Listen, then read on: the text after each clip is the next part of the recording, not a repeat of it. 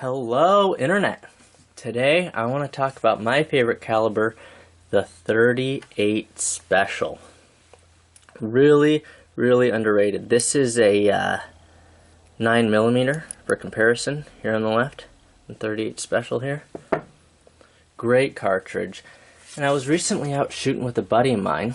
I was shooting my Smith&Wesson Model 14-3 chambered in 38 Special, and he asked me about the 38 Special, and I didn't really know where to start. And so for this video, I think I'm going to start with the historical aspect of the 38 Special, and then go into the ballistics. And really, one thing I really love about firearms are their historical significance, and perhaps no other item, product, device has shaped modern history to the extent that firearms have. And the 38 Special is a really historically interesting cartridge. And it's a cartridge that was born out of conflict. The 38 Special was developed in 1898. Now, why is that significant, you ask? Because at the time, America was involved in the Philippine-American War. And I once took an Asian American history class in college, and a lot of it was memorizing dates. And the Philippine-American War was an important event in Asian American history, and I used my knowledge of firearms to help me on the test. The Model 1911 was developed kind of in response to that conflict, as was the 38 Special. So, what was going on was American troops were in constant conflict with the Moro warriors. Now, if I could use two words to describe the Moro warriors, it would be badass. I mean, look at these guys. Imagine a couple thousand of these guys jumping out of the jungle and just running at you. Scare the piss out of me. Not ashamed to say. Scare the piss out of me. And they were one of the things that was most notable about them is that they carried these huge knives, like over a foot in length, and they would just run through a hail of bullets and just throw themselves into close quarter combat and just start slashing and chopping at their foe. And I heard that the American troops would put big thick leather bands around their necks to keep to protect themselves from these huge knives. And I also heard that the Moro warriors would wrap tourniquets around their arms and legs just before battle, just before running in, and that way if they were shot in the arm or leg, they could keep on fighting without bleeding out. And they're really fierce warriors. And at the time, the U.S. military was using the 38 Long Colt, and that just did not have enough stopping power. They would just keep going. So the Philippine-American War was a really defining moment in how the military thought of firearms. And so they needed something with a lot more stopping power. So they started kind of reconsidering what they had. And so this led to two inventions. The 38 Special and the Colt 1911, chambered in .45. And they came about just in time for World War I. Now, the 1911 was used peripherally throughout World War I with a variety of different branches of military. The 38 Special did not see a lot of action. I see it listed, but as a firearm that was used, as a cartridge that was used, but I don't really see many photos of it during World War I. However, in World War II, the 38 Special was used quite a bit, particularly with pilots. Here's a great photo I found of some pilots during World War II. They are on the USS Hornet. I believe, and they're planning a mission. They've got their hair slicked back. They're all smoking. And you see the guy in the middle smoking a pipe. He's got a, what looks like a Smith&Wesson Model 10, the Victory model. The Victory model was made between, I think, 42 and 44. And one of its distinguishing features is that the grips, the wood grips, don't ride up too high. Whereas in later models, the grips come way up here. The Victory model, or more down here. But yeah, that's what they would use if they were shot down behind enemy lines or in the jungle. 38 Special, Model 10. That's what they had. And, little known fact, George Bush, Sr., he was a pilot during World War II and was shot down in the Pacific and shortly thereafter rescued by an American sub. And he gave his firearm, a Model 10, chambered in 38 Special, to an officer for safekeeping. And that officer kept it for a long time, up until his death. And then after the officer died many, many, many years ago, his family returned it to Bush, Bush Sr., who donated it to a museum. So that's pretty cool. And it was used from World War II by pilots as a survival weapon, all the way up to Vietnam. I heard some reports it was used up to the Gulf War by some branches. I'm not sure about that, but I know it was used during Vietnam. I found this really cool photo of two Vietnam pilots. One's sporting, the guy on the right, he has a later model. You can tell from, as I said, the low grips. They only come up to about here, the wood grips, and they're smooth. And you can see on the end, right here on the bottom of the grips, he's got this little toggle, this little loop for putting a piece of string or rope through. So he's got a really old model. It looks like maybe a Victory model, so that would have been 42, 44. The guy on the left, he has a much newer model. Looks like a newer Model 10, maybe even a Model 15. Either way, both chambered in 38 Special. And that's what they used if they were going to be shot down or had to make an unexpected landing behind enemy lines or in the jungle. That's what they had. And some of them were issued with tracer rounds. So if they were knocked down behind enemy lines, they could use tracer rounds to help alert people to their presence. And I believe it was Colt came out with the Air Crewman model, which was made out of aluminum, and that did not last long. I think that was manufactured between 1954 and 1955, only about a year, I believe, and they were all recalled in 1959, so they did not last long, about 4 or 5 years, and they were recalled because they, being made from aluminum, they couldn't really handle heavier loads and would crack and was not a good time. So yeah, really popular with Air Crewmen, and served all the way from World War I to World War II. The Model 10, chambered in 38 Special, typically, is one of the most popular pistols ever manufactured. They manufactured over 6 million of them. So really, really popular gun. One of the most mass-produced handguns in history. And the Model 10, so I guess this kind of gets into in the ballistics a little bit. The Western Cartridge Company.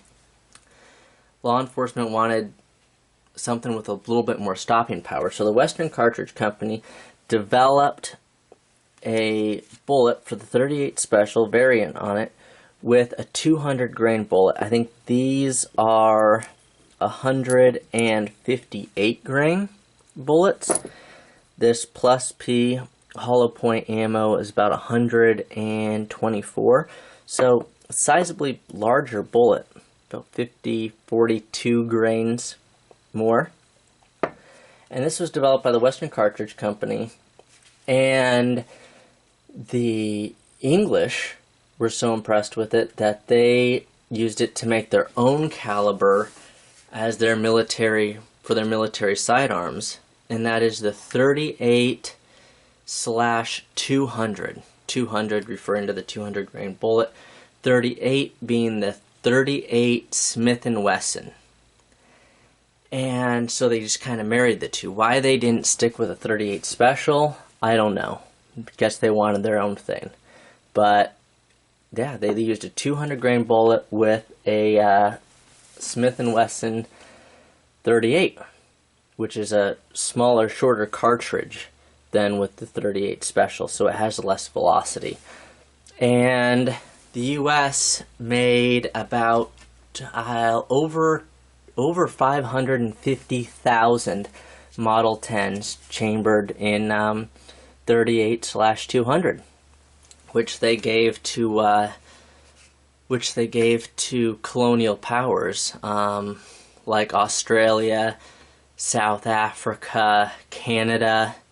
That's what they carried. Model 10 chambered in 38/200. So that's pretty cool. So 38 Special is most commonly associated with law enforcement, and it was popularly used all the way from the 1920s up to the early 1990s. And it was used everywhere from the LAPD, the NYPD, state troopers, every PD in between. It was used by the FBI for a long time. So it has a really, really long and proud history with law enforcement. And it's gone through a lot of changes. Law enforcement decided in the 1950s that they wanted, 1960s in there, that they wanted something with a bit more stopping power. And so then they started coming out with plus P ammo. And I've seen with target ammo, it'll come out at around 750 feet per second. But with plus P ammo, I've seen it come out at ballistics at 1,100 feet per second, 1,200 feet per second, 1,300 feet per second, some have claimed. I wouldn't want to shoot that. It's a little hot for me. But that's getting up there with ballistics close to a 357. So there was this guy who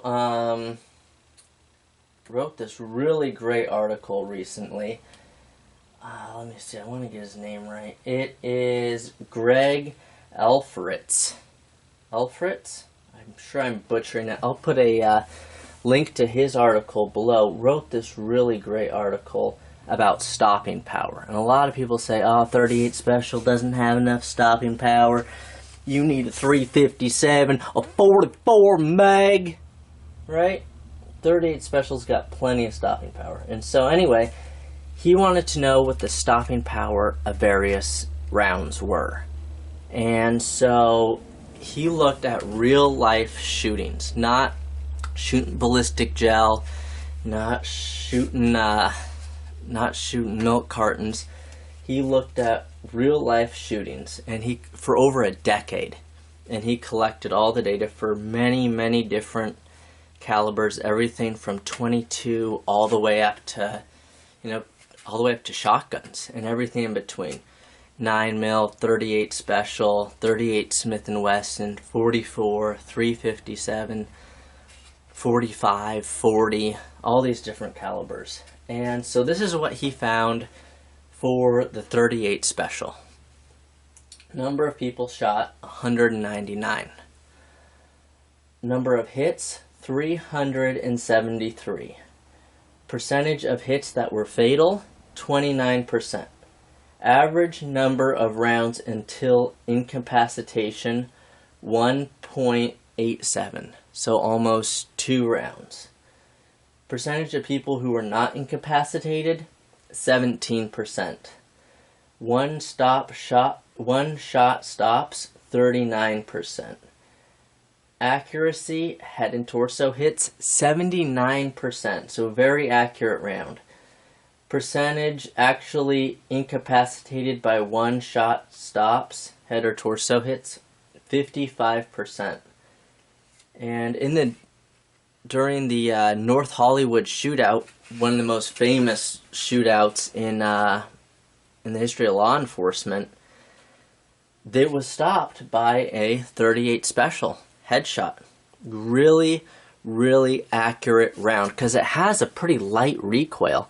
And the one thing I really love about revolvers is that they that single action trigger pull, really, really, really light trigger pull. I mean, you just have to just tap the trigger. That's all you have to do. No trigger control. Just line up the sights, tap the trigger. And a lot of people think you need more than 6 rounds. It depends on how much missing you're planning on doing. I mean, 6 is more than enough. As stated, average number of rounds until incapacitation, 1.87. And it seems like nowadays a lot of people are into tactical, being tactical, right? And I think revolvers still have a place. Especially, I just love that single action trigger pull for making those long shots, tight groups.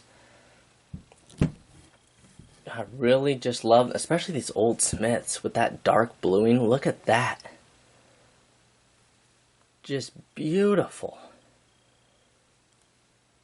This was made in 1972, and it looks just as good as the day it was bought. I mean, look at that. That dark bluing. Anyway, getting back on topic. So, this guy, Greg Elfritz, when you look at it, his article, really great article, the .38 Special outperformed the 9mm in pretty much every single category. And he goes into it. There's some things that can kind of negatively skew the data against 9mm. One of the things is in defensive situations, people typically fire in double action, which has a really long trigger pull. And the trigger pull on 9mm, since it's meant for semi-automatic handguns, the trigger pull isn't as much, hence they would fire more rounds, and then it holds more rounds. Like if you're carrying a Glock 17, it holds 17 rounds, right? Whereas .38 Special revolvers are either 5-shot or 6-shot. So you have to be a little bit more conservative with your ammo. And as such, people who carry .38 Special typically carry plus P rounds because they really want to make each round count. Whereas people who carry 9mm, a lot of times will just carry just regular ball ammo like this because they have 17 rounds. So that's something that can kind of negatively skew the data. If they were using plus P ammo, you know, would it look different? Probably.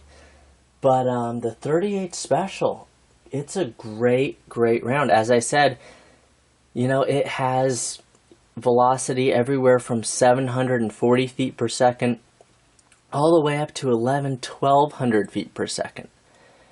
And so, and it has a really light recoil. I mean, more than a 22, obviously, but really manageable. Really manageable recoil. Great gun. Long history in law enforcement, all the way up from the 1920s, all the way up, as I said, all the way up to the early 90s. So a really, really long, really proud history of law enforcement. Federal law enforcement, local law enforcement, state. They used them for a lot of years. A lot of years. Has a really long, distinguished history. And so, yeah. It's about... God, I ran through a lot of stuff, didn't I? That pretty much sums it up.